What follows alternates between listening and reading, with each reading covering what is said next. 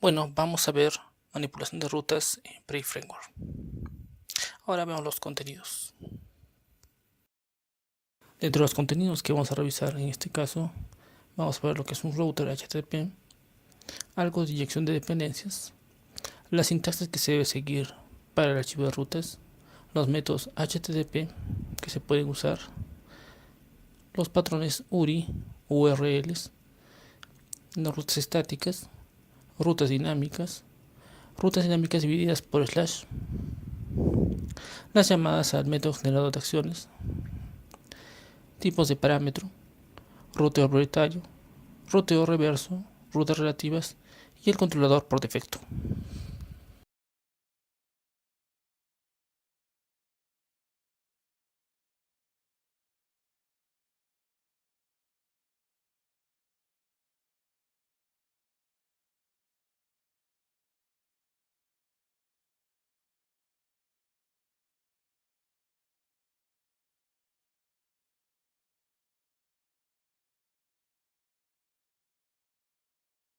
Por lo que es el router HTTP, podemos ver que el router es un componente que traduce cada petitorio HTTP a una llamada de acción dentro de los métodos públicos de controlador que correspondan.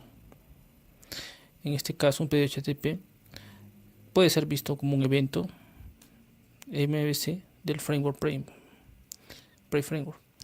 Este evento tiene dos tipos de información importantes, como son la ruta de pedido de datos, en este caso puede ser clientes 134, y los métodos HTTP, como puede ser get, post, entre otros. Todas las rutas que se configuran para este caso están en el archivo com.routes. Este archivo es compilado una vez que el Prey Framework ejecuta un proyecto. Que son inyección de dependencias, estas rutas por defecto en Prey Framework son parte de lo que se genera automáticamente en el proyecto y puede aceptar instancias de controlador en el constructor por medio de @inject_annotated, que significa que es un identificador de metadatos. En este caso, la clase se hace acondicionable para el uso de inyección de dependencias y puede ser instanciada manualmente usando el constructor. En el caso de inyección por dependencias, si necesitamos rutas estáticas, podemos modificar el archivo build sbt con la siguiente línea: routes generator igual static routes generator.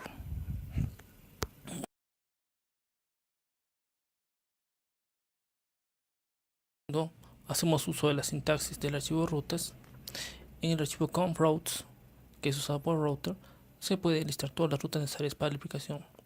Cada ruta consiste básicamente de lo siguiente: un método, en este caso puede ser get, post, put, patch, entre otros, seguido de la ruta, en este caso podría ser clients, seguido de un ID, y seguido del método del controlador, en este caso puede ser controllers clients show, con un parámetro como puede ser el ID. Nota: en el caso de las acciones, como es show, el parámetro de tipo de dato viene después del nombre del parámetro, como en escala. Siempre las rutas se inician con un método HTTP, seguido del patrón URI. Si deseamos agregar comentarios, podemos usar el carácter sharp o numeral, seguido de los comentarios que deseamos agregar. Dentro de los métodos HTTP se puede usar cualquiera de los métodos válidos soportados por HTTP, como son get, patch, post, put, delete, head, options. Todos ellos dependen de cada contexto y del modo en que estemos usando nuestro aplicativo. Get, por ejemplo, es para enviar parámetros por URL. Post para enviar un formulario con datos ocultos. Put para subir archivos, delete para borrar, head para cabeceras y options para otros parámetros adicionales. El patrón URI define básicamente la ruta del petitorio. Algunas partes de esta ruta son petitorios, que podrían ser dinámicos o podrían ser estáticos. Todo depende de la implementación de nuestro aplicativo. Rutas estáticas generalmente son rutas sin parámetros. ¿Esto qué quiere decir? Que en la parte de la ruta no necesitamos ningún parámetro dinámico para poder generar nuestra ruta. Por ejemplo, clients all no tendría ningún parámetro dinámico, puesto que siempre sería all el parámetro para nuestra URL. En cuanto a las rutas dinámicas, estas siempre contienen parámetros, como puede ser ID en el caso de creance ID, y que invoca el método show del controller creance con un parámetro ID de tipo long. Un patrón URI puede tener más de una parte dinámica. Eso quiere decir que podríamos tener muchos más parámetros agregados por el slash seguido del nuevo parámetro. La estrategia por defecto para las partes dinámicas siempre es agregar slash y parámetro nuevo, significando que siempre las partes dinámicas van a ser agregadas después de los slashes. Otros tipos de parámetros o patrones que tenemos pueden ser también seguidos por slash, como son los nombres de funciones de controlador, pero hay que distinguir de que siempre los parámetros son dinámicos y cambian en el tiempo de ejecución. Las rutas dinámicas, si se desea tener muchas partes dinámicas, siempre vamos a poner como divisor al slash más cada segmento de ruta, y podemos usar mucha sintaxis para esto. Podemos usar algunos tipos de sintaxis como es asterisco y nombre variable para poner un parámetro que no tenga definido un tipo de parámetro, y también podríamos usar expresiones regulares como es $id y entre mayor menor de 0 a 9. Eso quiere decir que podemos tener un ID con una secuencia numérica, y esta secuencia numérica necesariamente va a ser representada por números. No olvidemos que cada parámetro se lee después de slash.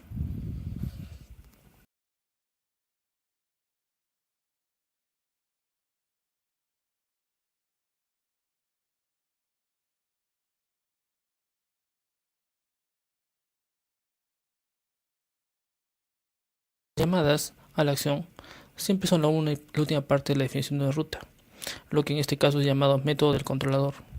Por ejemplo, nuestra ruta sería homepage. Básicamente este método va a llamar a toda su implementación de homepage y va a ser la ruta del slash. Entonces quiere decir que es la ruta principal de nuestro aplicativo web. Dentro de los tipos de parámetro podemos ver que tienen tipos cadena o tipos parámetro opcional. En preflengua se puede transformar el parámetro de entrada a cualquier tipo específico de tipo escala. En este caso puede ser long, int o podría ser string. Luego de usar un mismo tipo para el correspondiente parámetro del método, en acción de controlador se puede evaluar otros tipos. Los tipos de parámetros son específicos usando sintaxis de sufijo. También los tipos genéricos son específicos usando los símbolos de corchetes o mayor menor, tal como se usaría en Java. Dentro de los parámetros fijos podemos ver que son parámetros que ya tienen especificado un parámetro para cada valor de parámetro de la función. En el caso de los parámetros por defecto, ya está indicado básicamente cuál será el parámetro que tomará como entrada.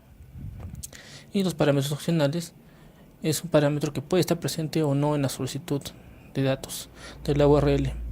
Entonces básicamente son tres: fijos por defecto o opcionales. Los parámetros que podemos usar en nuestro ruteo. Cuando tomamos en cuenta que debemos manejar rutas, generalmente surgen conflictos en rutas.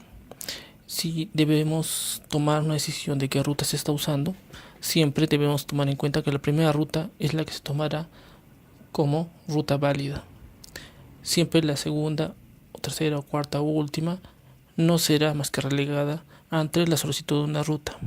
Siempre la primera es la válida. Por eso lo llamamos ruteo prioritario, el modo de trabajar del ruteo de Preframework. Pero las rutas también tenemos algo que se llama ruteo reverso, que generalmente nos sirve para redireccionar de una URL a otra. El redireccionador de URLs puede ser usado para generar una URL dentro de una llamada de método Java. Eso básicamente dentro del controlador. Eso quiere decir que podemos invocar esta función redirect y luego podemos llamar la paquetería seguido del nombre de la clase y seguido el método que vamos a usar para redireccionar. Esto nos permite hacer la llamada directo a la URL de esa función o método de nuestro controlador directamente. Pero no olvidemos que esta ruta debe estar escrita en el archivo con routes para que pueda funcionar. Si no está escrita, no debería funcionar. En este caso, la llamada redirect recibe un parámetro de tipo pre-mbscall, que es una llamada HTTP y proporciona el método tanto como la URL básica del controlador. Cuando deseamos hacer uso de las rutas en HTML, se hace uso de rutas relativas.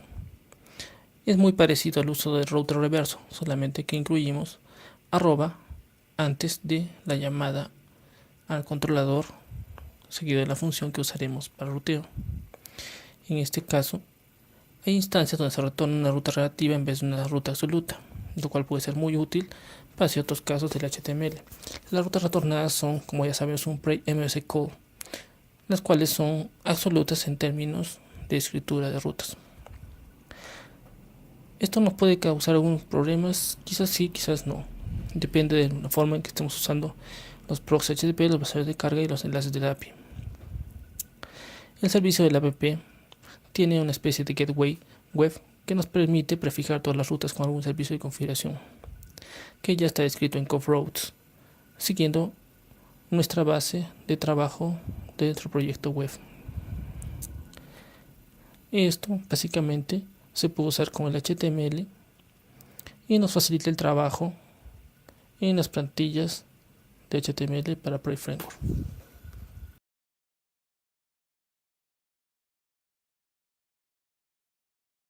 Otro aspecto importante de Prey Framework es que trae un controlador por defecto. En este caso se llama Default. Default es un controlador que nos permite acceder a funciones manualmente, las cuales son funciones muy útiles para nuestro sitio web, como son redirecciones, respuestas y algún tipo de implementación para redirecciones clásicas de nuestro aplicativo web. El controlador por defecto permite, por ejemplo, redirecciones. Puedo redirigir hacia alguna dirección específica de cualquier sitio de nuestro aplicativo web o cualquier sitio web que tengamos en alguna URL en específico. Solamente hacemos uso de controles default redirect seguido de la dirección web donde queremos redirigir. La función muy útil es el 404 nofound, que podemos hacer uso del mismo por controllers default nofound, que nos permite una impresión de un 404, una respuesta de no encontrado dentro del sitio web. Esto es bastante útil es mandar una respuesta de algún error interno de servicio, como es una respuesta 500. Para esto tenemos que solamente hacer un llamado a controllers default error, que nos dará la respuesta 500 o error de servicio del servidor. Tenemos la implementación 501. En este caso significa que no se ha implementado el método de respuesta al servicio que se está invocando. Una respuesta 501 de método no implementado se puede llamar por controllers default.todo. Obviamente vamos a ver unas cuantas rutas en el archivo con routes.